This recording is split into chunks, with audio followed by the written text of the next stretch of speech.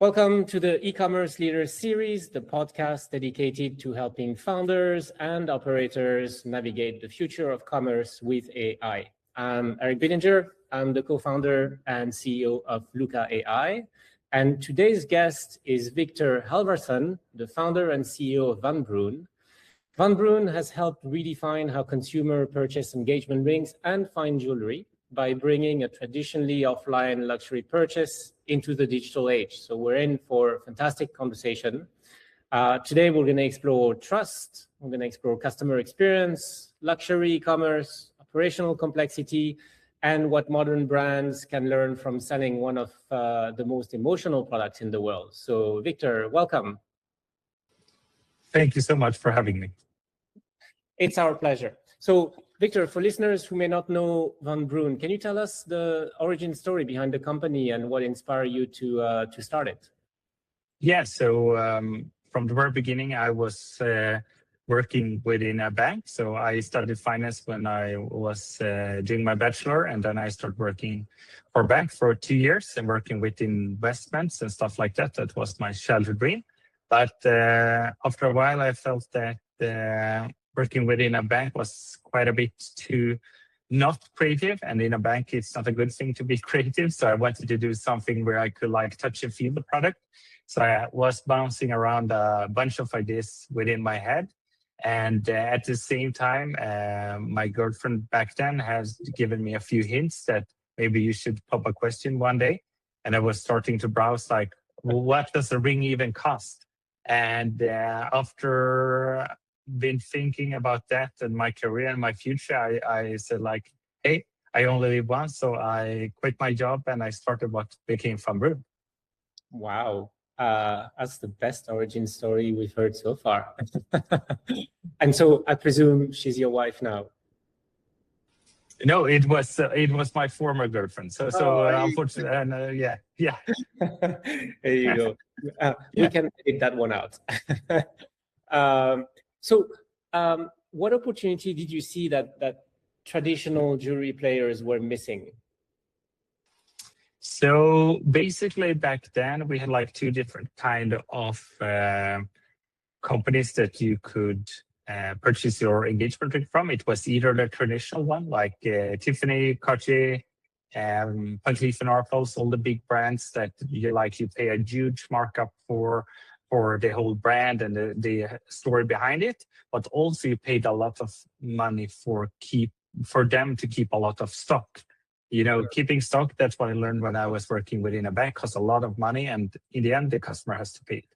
And on the other side, there was these new digital natives like Blue Nile and James Allen and so forth that was coming up, especially in the US, but they really lacked a brand. What they offered was mainly like a drop-shipped ring and no brand attached to it. Like they bought, I don't know if they did, but it felt like they bought their like engagement ring boxes from Alibaba for like $1 each. And then they put a $10,000 ring within it.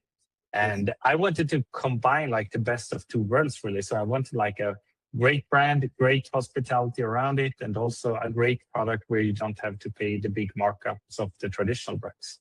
Interesting, very interesting. So an engagement ring is not just another e-commerce purchase. I think we can agree on that. It's one of the most emotional and significant purchases you can ever make. So how does that change the way you think about customer experience? Like what are you doing to make sure that you're building trust in Vanbruun during the buying journey? So trust has always been super important for us, even though if I couldn't put like that word on it from the very beginning. What I started out with was that I wanted to be someone who you can always talk to. In our relationship, if it's like another type of relationship, the people you tend to bond with are the ones that always pick up the phone, always have time to listen. And I wanted something like that for my business as well. So we offered from the very beginning, like very extensive opening hours. So you could reach us from 8 in the morning until 8 in the evening, 7 days a week. No matter if it was Christmas Eve or wherever, I was always online. And from there, it was only me.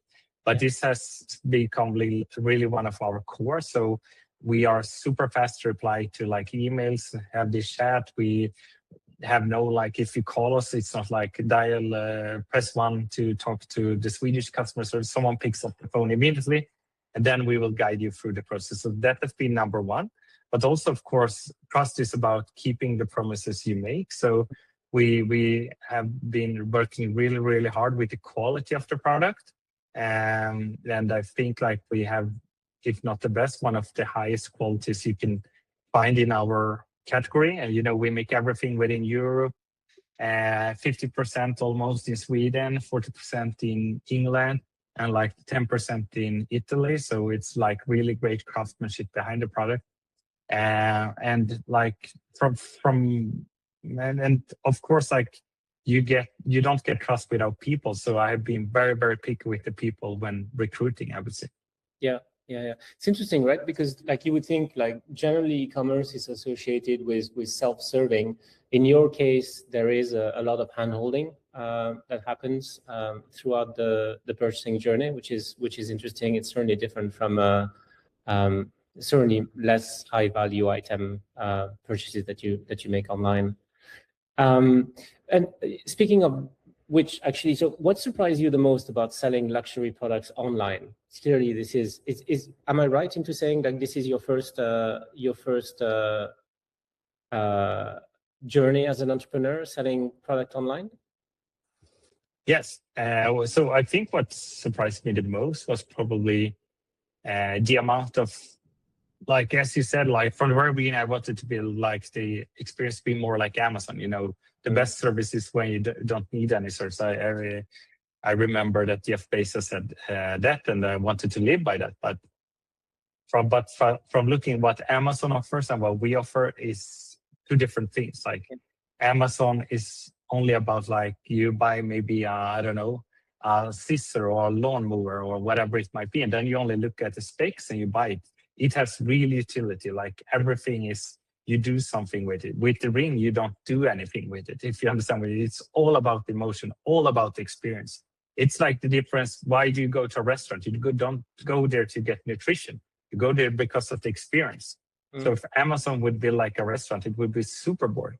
But if we were to build a restaurant, it would be a great hospitality. And so that's what it's all about. Like I didn't realize that we are more in the hospitality industry than we are in the e-commerce industry.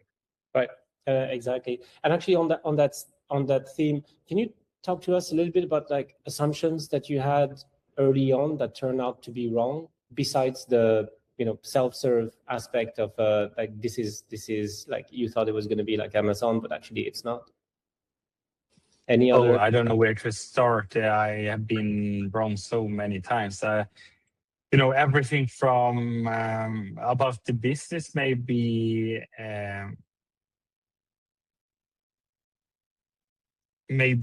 how long it takes for a customer to convert really in our industry.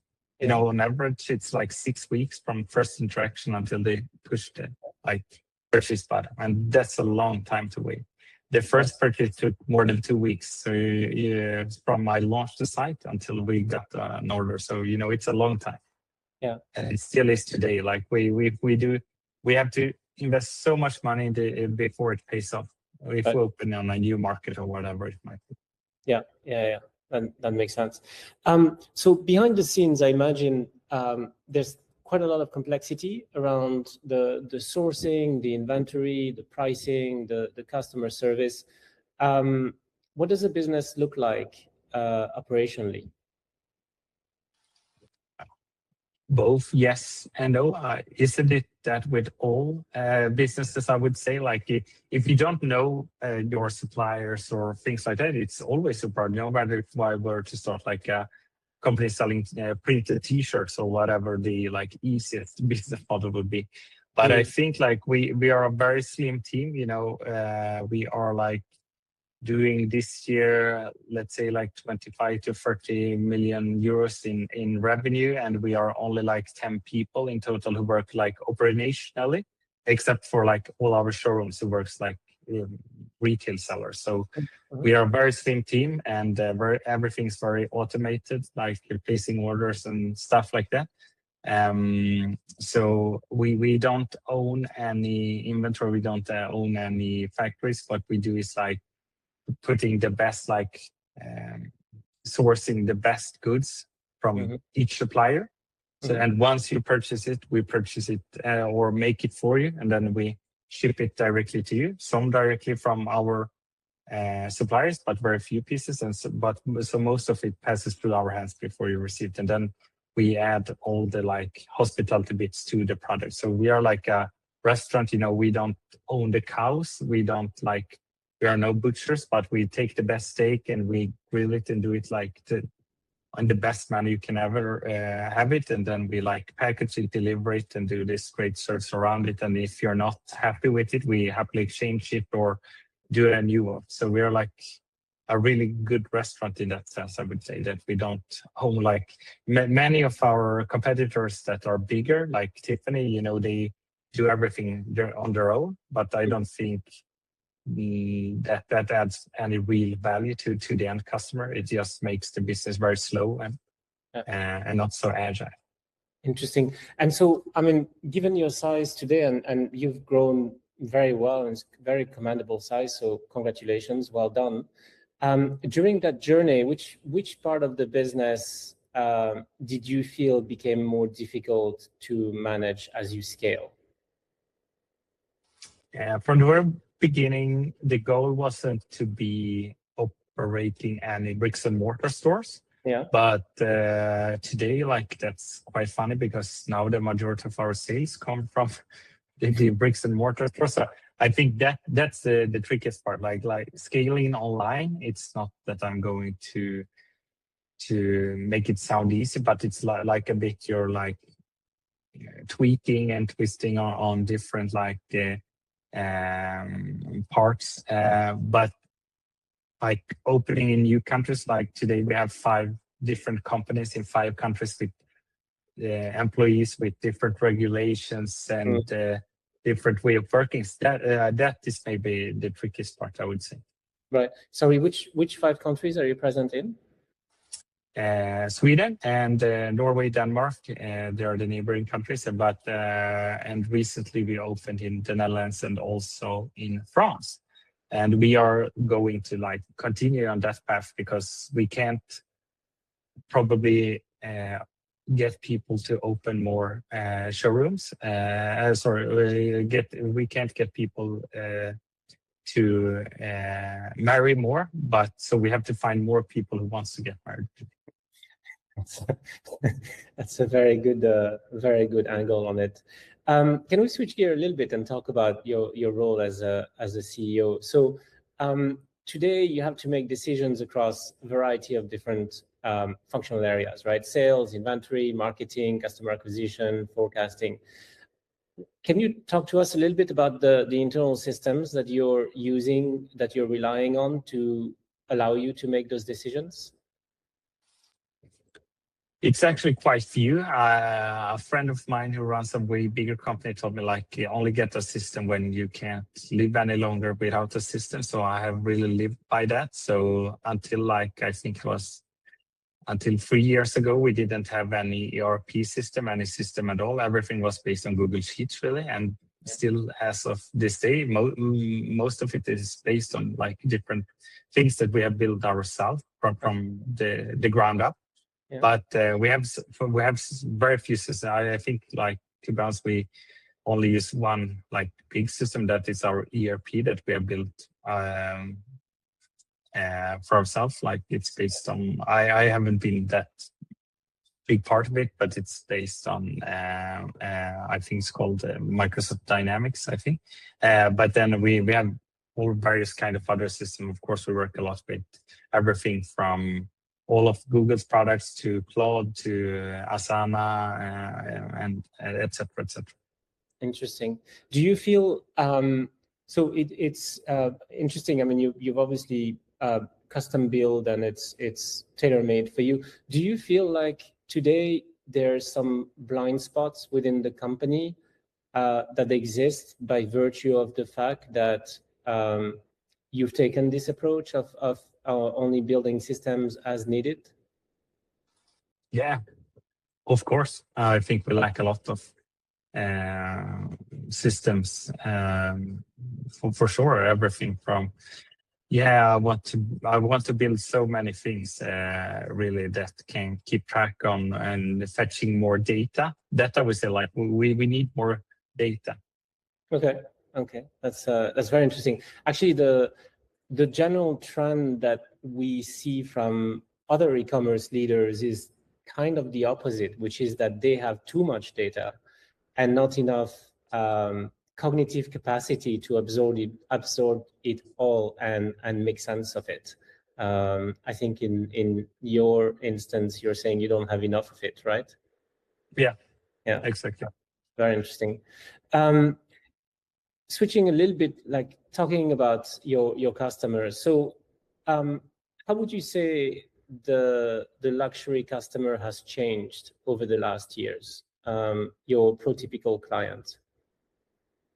I don't think that they have changed so much. Maybe they have gotten older. It's the things that I have seen, like from when I launched the company, we were only digital native and you could only buy from us online. So that made like people who bought from us from the very beginning was early adopters, people who were like curious about buying their things online. But today, like everyone buys from us, no matter if you are old or young. Yeah. That makes sense. And when you think about the future of luxury e-commerce, like what trends are you specifically personally paying most attention to?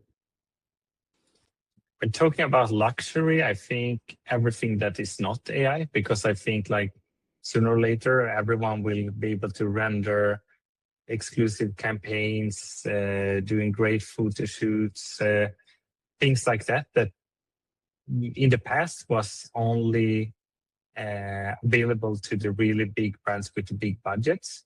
So I think like what will be important is the things that isn't AI, like the hospitality experience, like getting the right people, when you come into the showrooms, that you get a great experience.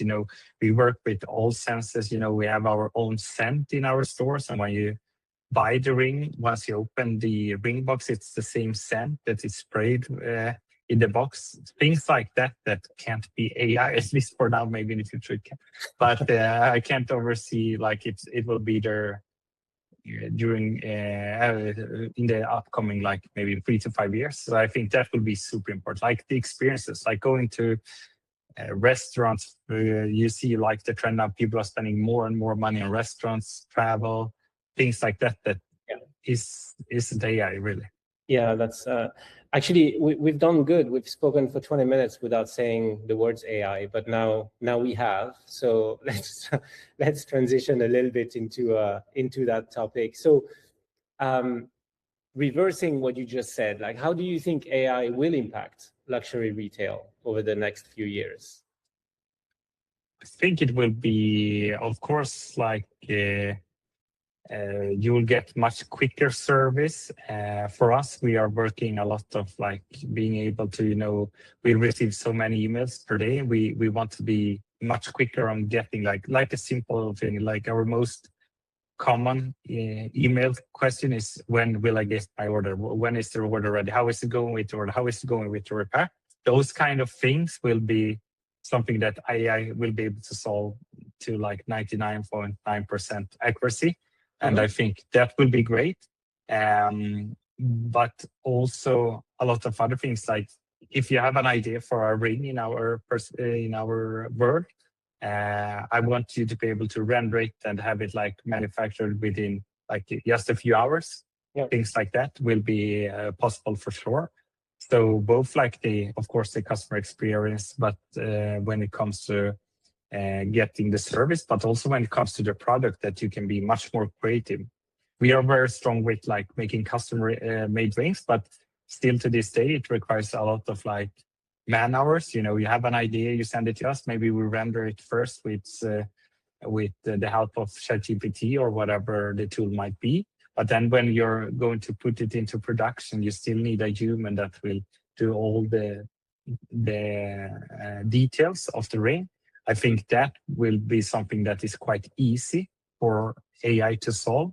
But right now there isn't any tool for it really. Like you can program how large each diamond can be in a certain setting and things like that. That would be really, really cool. Interesting. Very interesting. So yeah, definitely on content creation, on customer service via emails. It's interesting on the rendering, the customization. That again, we haven't heard that very often.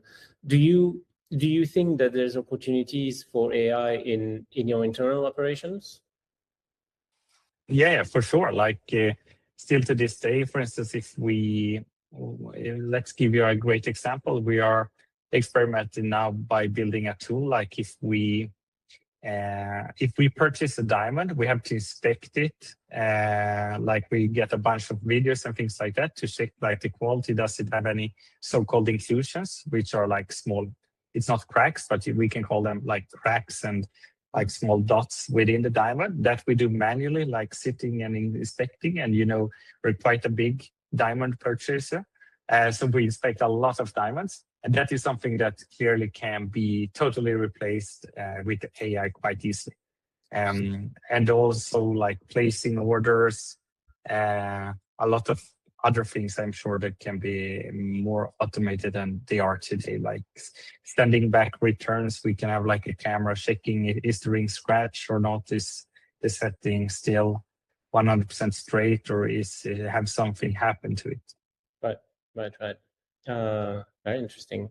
Again, it's quite interesting because like the majority of our guests are generally within 80% of the same challenges and the same applications of certain technologies. Yours is very esoteric. Like we've never heard like some kind of image processing, quality control type application for AI. But yeah, it makes sense for your business.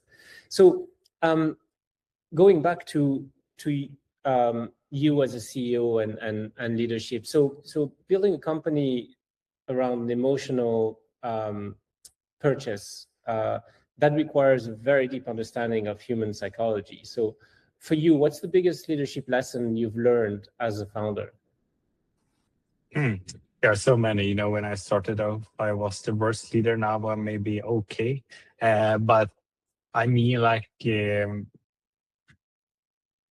so many things that I want to say here, but I think the most important thing is like how important recruitment is. That you shouldn't do that in a rush. You should never hire someone because a seat is empty. It's better to have an empty seat than filled by the wrong person. So I think you should spend so much time on recruitment, no matter how big the company is. Like the most important thing I can do is like finding the best people, because if I find really good people, they don't need to be managed that much. They will stick with the company for long, because if we connect, they probably will connect with the company, and they will do amazing work because they are self-motivated. And if I like in a rush when I recruit, I will get it wrong so many times. So I think it's super important. I read, I listened to an interview with Brian Chesky, who started Airbnb, and he said that he was he interviewed every single person until they were 100 employees, and that was one of his biggest regret, that he didn't continue to do that until they were at least 500. And I think we are 54 people on the payroll, like if we count in all the part-timers, etc. And still to this day, I have interviewed everyone who joined the company. I will continue to do that until 500 or maybe more. There you go. That's great advice. And by the way, I'd love to have you back on as a guest when you reach the 100 milestone, and maybe the 250 milestone, and then the 500 milestone, and then we can talk actually about this question. Is like, well, what advice would you give your younger self as you were starting Vanbruun? Yeah, it would probably be about recruitment and about people, because it's a cliche, but it's also something that is super true. Like everything depends on the people, Now I'm only 1 out of 50 on like the payroll, and most of the work that is going on throughout the company, like I'm in one country and we have so many people in other countries. I don't know what they are doing right now. I don't know if they are, doing great work or just sitting and having coffee. But like, if I can find the ones who are really, really driven, they will contribute so much, and that is super important. That if it's not the right fit, like try to get rid of them as soon as possible, because you make them. It's also good for them, because they are in a place where they don't belong and they won't like grow in such a place. Yeah, no, absolutely. I mean, look at our size range, and I'm echoing what you're saying. It's the opportunity cost of getting it wrong is huge. I think like what we're looking for is the trifecta, which is almost impossible, of high agency, high initiative, and always trying to deliver more than what is expected. If you can find people that do all three, yeah. But it's very hard. It's very, very hard. Okay, couple rapid fire questions for you to close the episode. I know you're distributing obviously multi-channel, so you're online and you have your showrooms. What's the most underrated business KPI in your business today?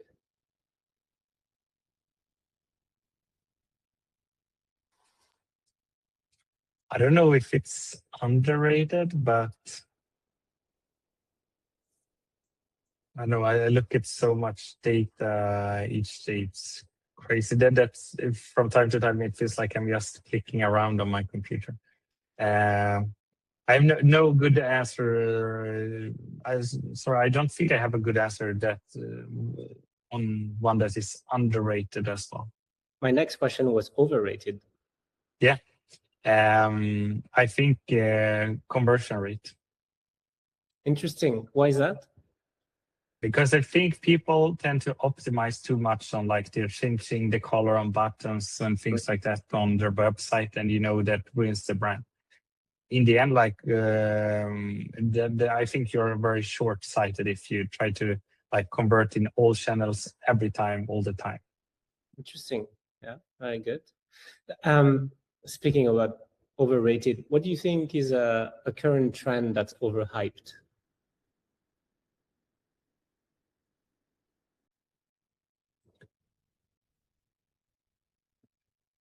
In some parts, I would say it's AI. On some fields very adopted, but not as a general. But in some fields, I think adopting AI too much in the customer experience. I think that's overrated. Interesting. And final question, what's the best piece of advice you've ever received? The best piece is probably something about human, like the quote that I said like 5 minutes ago. It's better to have an empty chair than a chair filled with the wrong people. Very good. Fantastic. What a nice conversation. Victor, thank you very much for being a guest. So before we close, where can our audience find you and Vanbruun? Easiest is to go online to vanbruun.com, Vanbruun with 2 U's, or visit one of our showrooms. We have showrooms in Paris, Amsterdam, Copenhagen, Oslo, and Stockholm, and soon we'll open our second in Sweden in Gothenburg as well, and more to come next year, hopefully around all across Europe. Fantastic. Victor, that was great. Thank you very much. And we'll see you guys